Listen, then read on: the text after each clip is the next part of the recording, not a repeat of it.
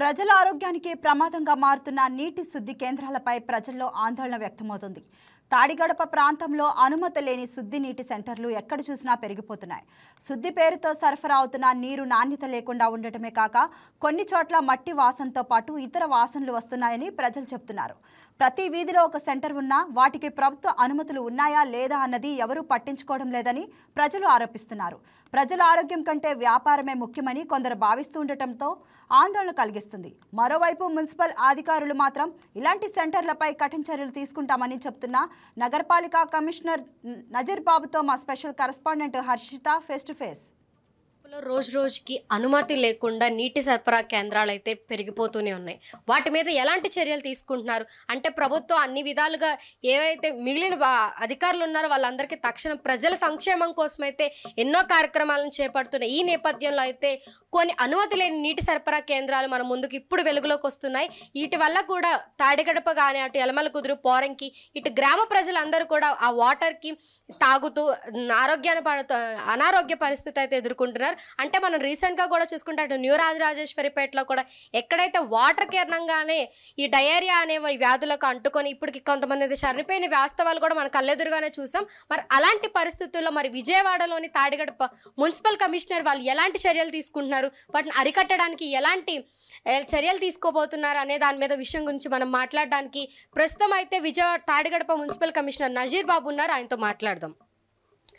నమస్తే సార్, చెప్పండి. అంటే మొత్తం మన తాడిగడప పరిధిలో ఎన్ని వాటర్ సరఫరా కేంద్రాలు ఉన్నాయి సార్? తాడిగడప మున్సిపాలిటీ పరిధిలో దాదాపు 50 వరకు వాటర్ ప్లాంట్స్ ఉన్నాయి సార్. మరి వాటిలో ఎక్కువగా ఏవి అనుమతిగా ఉన్నాయి? వాటిలో ఎన్ని అంటే 50 కూడా మన మున్సిపాలిటీ నుంచి అయితే అనుమతి దేనికి లేదు. అయితే దానిలో కొన్నిటికి ఎఫ్ఎస్ఎస్ఐ నుంచి, లేబర్ డిపార్ట్మెంట్ నుంచి, తర్వాత అప్పుడప్పుడు ఈ ల్యాబ్స్ నుంచి రిపోర్ట్స్తో కొన్ని నడుస్తున్నాయి సార్. అంటే ఇప్పుడు మనం అనుమతి లేకుండా కూడా నడుస్తున్నాయి. మరి వాటి మీరు ఎలాంటి చర్యలు తీసుకుంటున్నారు? ఇవన్నీ మేము దేనికైతే అనుమతులు లేవు అని గుర్తించామో ఈ 50 వాటర్ ప్లాంట్స్కి కూడా మనము అందరికీ నోటీస్ సర్వ్ చేశాం. ఇంజనీరింగ్ డిపార్ట్మెంట్ నుంచి నోటీస్ సర్వ్ చేస్తూ మీరు పొందినటువంటి ఎఫ్ఎస్ఎస్ఐ కానీ, లేబర్ సర్టిఫికేట్ కానీ, మున్సిపల్ డిపార్ట్మెంట్ నుంచి ఎన్ఓసి కానివ్వండి, లేదా భూగర్భ జల వనరుల శాఖ నుంచి తీసుకున్నటువంటి అనుమతి పత్రాలు కానీ ఇవన్నీ కూడా ఒక 15 రోజుల్లో మాకు సబ్మిట్ చేయండి. లేకపోతే మేము చట్టపరంగా ఏదైతే చర్యలు తీసుకోవాలో అవన్నీ మేము తీసుకుంటామని చెప్పి వాళ్ళకి హెచ్చరించడం జరిగింది. సార్, అయితే మరి ఇప్పటికి కొన్ని అనుమతి లేకుండా కూడా జరుగుతున్నాయి. అనుమతి ఉన్న వాటికి మీరు ఎన్ని రకాలుగా అయితే చర్యలు తీసుకున్నారు? అంటే టెస్టులు ఎన్ని విధాలుగా చేస్తారు సార్? అనుమతి మ్యాక్సిమం మన దగ్గర ఉన్నటువంటి అనుమతి ఏవి లేవు. కాకపోతే ప్రతి 3 నెలలకు కొన్ని వాటర్ ప్లాంట్స్ వాళ్ళు టెస్ట్ చేయించుకుంటున్నారు, వాటర్ టెస్ట్. దానిలో మేము కూడా కొన్ని టెస్ట్ చేశాం. ఫర్ ఎగ్జాంపుల్ క్లోరిన్ టెస్ట్, తర్వాత టీడీఎస్. అంటే వాటర్లో టీడీఎస్ అనేది దాదాపు 50 దగ్గర నుంచి 500 లోపు ఉంటే అది దానివల్ల మనకి ఆరోగ్యకరం. అంతకన్నా తగ్గినా లేదా అంతకన్నా పెరిగినా కూడా అది మన అనారోగ్యాన్ని దారితీస్తుంది. సార్, అంటే భవిష్యత్తులో ఇలాంటి అనుమతులు లేకుండా కూడా ఇప్పుడు జరుగుతున్నాయి. అంటే రానున్న రోజుల్లో జరగకుండా ఉండడానికి ఎలాంటి చర్యలు తీసుకోబోతున్నారు సార్? మేము ఖచ్చితంగా ఎవరికైతే నోటీసులు సర్వ్ చేశామో వాళ్ళందరికీ కూడా 15 రోజుల్లో కానీ వాళ్ళు మేము చెప్పినటువంటి చర్యలు కానీ తీసుకెళ్ళిపోతే ఖచ్చితంగా క్లోజ్ చేస్తాం. భవిష్యత్తులో కూడా ఎవరు కూడా ఫస్ట్ మనల్ని అప్రోచ్ అయ్యి, మున్సిపాలిటీకి అప్రోచ్ అయ్యి సంబంధించిన డాక్యుమెంట్స్ అన్ని సబ్మిషన్ చేసిన తర్వాతనే మనం వాళ్లకు పర్మిషన్ ఇవ్వడం జరుగుతుంది. సార్, ఇప్పటికంటే ఈ మొత్తం తాడిగడప పరిధిలో ఉన్న ప్రజలైతే వచ్చి మరి మనకి ఇలా చెప్తున్నారు, ఇలా వాటర్ వల్ల మేము ఇబ్బందులు పడుతున్నామని. మరి వాటర్కి మీరు ఎలా తీసుకుంటున్నారు? అంటే ఇప్పటి వరకు మనకు వాటర్ వల్ల అంటే అక్కడక్కడ పైపులు లీకేజీలు కానీ, లేకపోతే ఈ మోటార్లు సరిగా పనిచేయకపోవడం వల్ల కానీ, దానివల్ల నీరు ఎక్కట్లేదు అనే కొన్ని కంప్లైంట్స్ ఉన్నాయి, చిన్న చిన్న కంప్లైంట్స్. అయితే దీనికి మెయిన్ ప్రధాన కారణం ఏంటంటే కొన్ని చోట్ల పైప్ లైన్ చక్కగా ఉన్నప్పటికీ కూడా ఈ మోటార్లు బిగిస్తూ ఉన్నారు. అది కూడా మేము మా నోటీస్కి వచ్చిన ఆ మోటార్లు కూడా తొలగిస్తున్నాము. ప్లస్ ఎక్కడెక్కడైతే బోర్ వాటర్ సరిగా లేదో ఆ చుట్టుపక్కల ప్రాంతాల్లో ఎక్కడైతే వాటర్ మంచిగా ఉంది అనిపిస్తుందో అక్కడ కూడా బోర్లు వేసి అక్కడ నుంచి మన తాడిగడప మున్సిపల్ ప్రజలకి నీటిని సరఫరా చేస్తున్నాము. సార్, అయితే ఇప్పుడు చూసుకుంటే తాడిగడపకి కానీ ఇప్పుడు అసలు ముందుగా ఒక వాటర్ సర్వే కేంద్రాన్ని నిర్మించాలి అంటే ఏమేమి ఐడియల్ ప్రూఫ్లు ఉండాలి సార్?